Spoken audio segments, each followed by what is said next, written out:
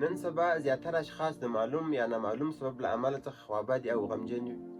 ځینې وختونه شخص خپله په دې نه وي خبر چې د څه په خاطر باندې خوابدی دی او د خلکو او کورنۍ سره ناسته ولاړه خوند نه ورکوي.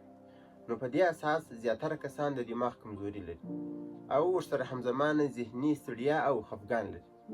پر دې به خبرې وکړو چې څنګه کولی شو حافظه قوي کړو او د ذهني نارامي او پریشانیو څخه ځان خلاص کړو.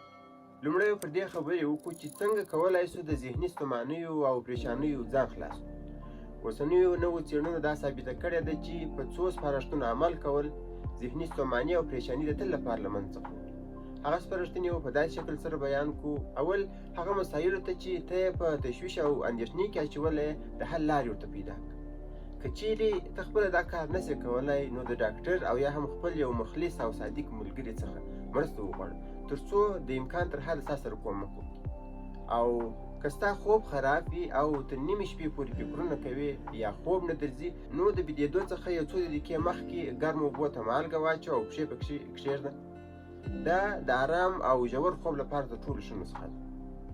او هره ورځ د یو کس سره کومک وکړئ، هغه که فزیکي شکل او یا هم که په مالي شکل سره وي، چې دا کار به تاسو ته حقیقي خوشحالي، آرامي او له ایماني لحاظ څخه سکون در وبخښي.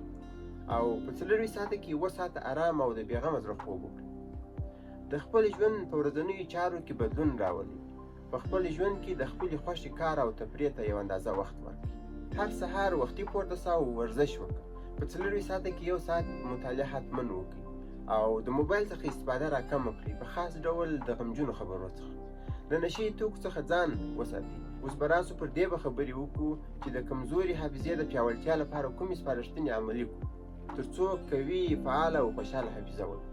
لومړی د حافظې د پیاوړتیا لپاره د وچو میوو خوړل زیاته ګټه لري. لږ میوه وخوره خو هره ورځ یې وخوره. هره ورځ سهار د هریلې مربا خوړل دماغ پیاوړی کوي.